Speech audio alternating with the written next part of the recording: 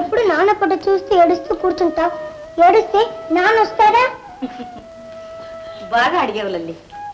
పసిబిడ్డకున్న జ్ఞానం కూడా నీకు లేదు. అమ్మమ్మ, చల్లని నాన్న తీసుకెళ్తుంటే ఎందుకు ఊరుకున్నావు?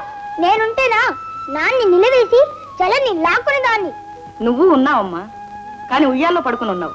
నేను చూడలేదే. ఓహో, నిద్రపోతున్నానో ఏమో.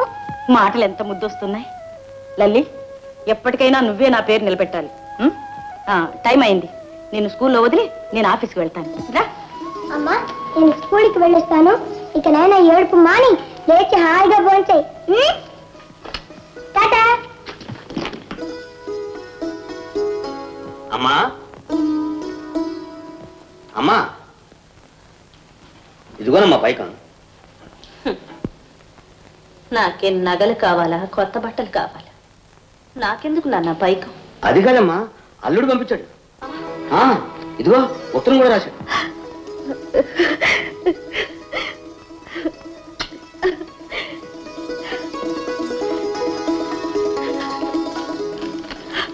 పూజ్యులు శ్రీ శంభులింగం గారికి నమస్కారములు. మీరు నాకు ధర్మంగా ఇచ్చిన పైకం వడ్డీతో సహా తిరిగి పంపిస్తున్నాను. శేఖర్. ఎక్కడి నుంచి పంపారో అడ్రస్ కూడా లేదే. పైకం ఎవరు తీసుకొచ్చారు నాన్న? ఇదివరకు మనం అతనికి ప్లేడ ద్వారాగా డబ్బు ఇచ్చాం. అతను కూడా అదే ప్లేడ ద్వారాగా డబ్బు తిరిగి పంపించాడు. పొద్దున్నే అతని తాలూకు మనిషి ఎవరో వచ్చి డబ్బిచ్చి ఏమీ చెప్పకుండా వెళ్ళిపోయాడట. నాన్న, నన్ను గురించి కానీ లల్లి గురించి కానీ ఒక్క ముక్క కూడా రాయలేదు నాన్న. ఆయన ఎక్కడున్నారు, ఎలా ఉన్నారు, ఆయనతో కూడా వెళ్ళిన పప్పి ఏమైందో ఏమో. ఊరుకో అమ్మ, ఊరుకో. ఏం చేస్తాం? ఈ 7 ఏళ్ల నుంచి దేశం అంతా వెతికించాం. అతను జాడే తెలియలేదు. ఇప్పుడైనా అతను ఎక్కడో చోట క్షేమంగా ఉన్నాడనైనా తెలిసింది. అంతవరకు కొంత నయమేగా. ఇదిగోనమ్మా, ఈ పైకి ఉంచు. వద్దు నాన్న, అది మీది. ఏనాడు వారు నా మెడలో తాళి కట్టారు, ఆనాడే వారితో పాటు నేను మీకు రుణపడ్డాను. ఆ పైకి అమ్మకే. అమ్మా, ఇంట్లో అన్ని కార్లుంటే గుడికి రోజు నడిచిపోతావేమ్మా? ఆ కార్లన్నీ మనవి కావమ్మా, అమ్మమ్మ గారు. మరి నేను ఎక్కుతున్నానుగా. నువ్వెక్కొచ్చమ్మా, నువ్వు అమ్మమ్మకి మనవరాలివి కదూ.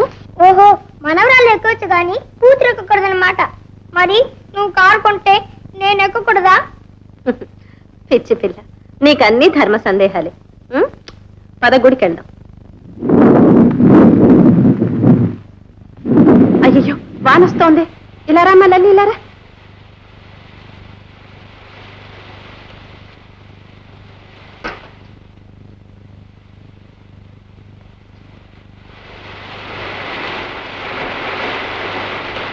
ఏమిటమ్మా ఇక్కడి నుంచున్నారు? లోపలికి రండమ్మా. పర్వాలేదండి, వాన ఇంతలో వెలిసెడట్లేదు. అందాక లోపలికి వచ్చి కూర్చోండి. రండమ్మా. రా పాప, రండమ్మా.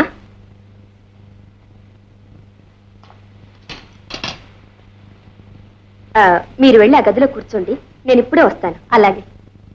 అమ్మా అమ్మా, నేను వరండాలో ఆడుకుంటాను. ఆడుకోగాని వానలో తడవద్దు. అలాగే. ఏమిటండి మీరు ఈ మధ్య అసలు సరిగా భోజనమే చేయడం లేదు. ఇప్పుడు వెళితే రేపు పొద్దున్నేగా వచ్చేది. కడుపు నిండా తిన్న తర్వాతనే సంపాదన. సంపాదిస్తేనే కదా కడుపు నిండా తిండి దొరికేది. చూసారా, మర్చిపోయారు. ఇందులో పాలున్నాయి, మర్చిపోకుండా తాగండి. చిత్తం. ఏమండోయ్, బయట వర్షం కురుస్తోంది, గొడుగు లేకుండా వెళ్తారా? జానకి, నీ అనురాగం నన్ను ఉక్కిరి బిక్కిరి చేస్తుంది. జానకి, అంతా ఇప్పుడే వలకబోస్తే ముందు ముందు ఎలా? నేను 90 ఏళ్లు బతుకుతానని ఒక జ్యోతిష్యుడు చెప్పాడు. 90 కాదు, 1000 ఏళ్లకు సరిపడే అనురాగం ఉంది ఈ చిన్ని హృదయంలో. వస్తానా?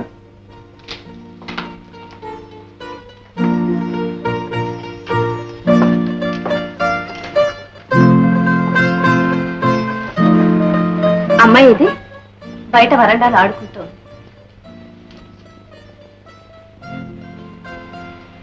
ఏమండి, మీ వారికి సేవలు చేయడంతోనే మీకు సరిపోయేట్టుంది. అవునమ్మా, ఆయన పసిపిల్లవాడి కన్నా అన్యాయం. అవునవును, చూస్తూనే ఉన్నా మీరు చేసే రాజోపచారాలన్నీ. న్యాయమే కదమ్మా, ఈ ఇంటికి ఆయనేగా రాజు. పనిచేసే చోట ఎలాగూ 10 మందికి తలవంచక తప్పదు. కనీసం ఇంట్లోనైనా మగవాళ్ళకి ఆ మాత్రం సుఖం లేకపోతే ఎలా? ఇంటిని స్వర్గం చేసినా నరకంగా మార్చినా ఇల్లాలే కదమ్మా కారణం. ఏమిటమ్మా ఆలోచిస్తున్నారు? ఏం లేదమ్మా, ఏం లేదు. ఎంత పెద్ద చదువులు చదివినా ఇంత చిన్న సత్యాన్ని తెలుసుకోలేక మీరు చెప్పే ఆ స్వర్గాన్ని చేతులారా జార విడుచుకున్న ఆ భాగ్యురాలి నేను. మీరొక్కరే కాదమ్మా, ఇంకా ఉన్నారు ఈ లోకంలో. ఈ స్వర్గాన్ని మాకొక మహానుభావుడు దానమిచ్చాడు. ఆయన భార్య కూడా ఇల్లు నరకం చేసి పాపం ఆయన్ని తరిమి వేసింది. ఇదిగో చూడండి, ఈయనేనమ్మా మహానుభావుడు. మా ఇంట్లో దీపం పెట్టిన ఇలవేల్పు ఈయనేనమ్మా. ఈయనిచ్చిన డబ్బుతోనే మా పెళ్లి జరిగింది. ఆ విషయం ఆయన మర్చిపోయి ఉండవచ్చు, కానీ మేం మర్చిపోలేదు. ప్రతి నెలా జీతం రాగానే ఈ పట్టం ముందు పెట్టి కళ్ళ కత్తుకొని గాని తీసుకో.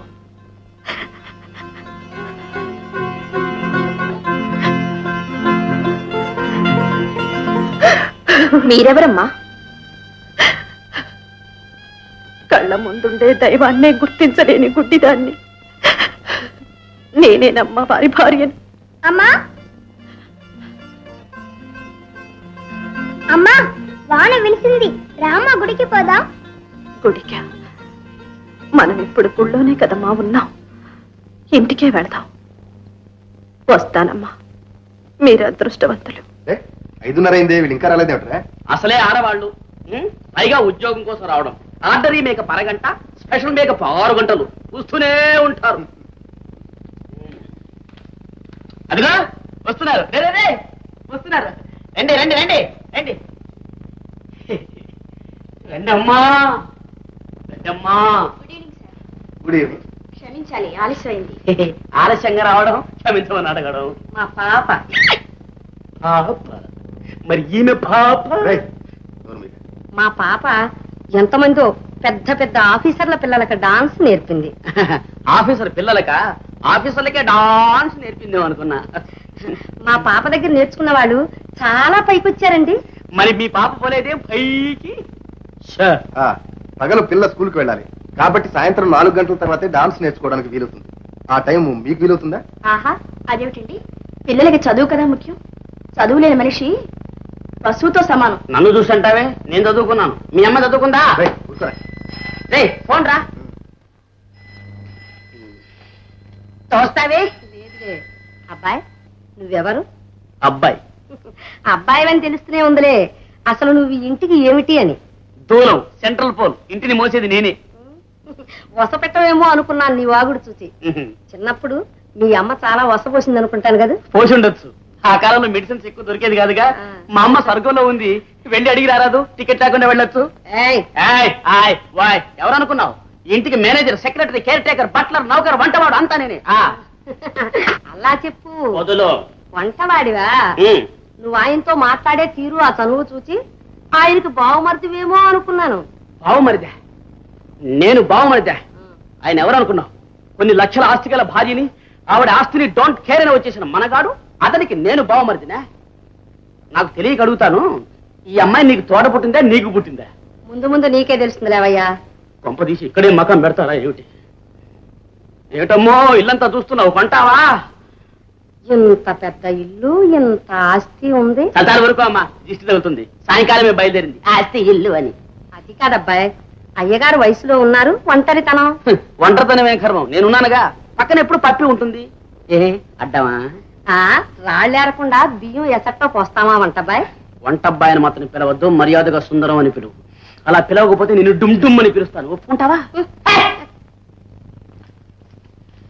ఏమిటమ్మా ఇది? నువ్వు ఊరుకోవే, అంతా నేను చూసుకుంటానుగా.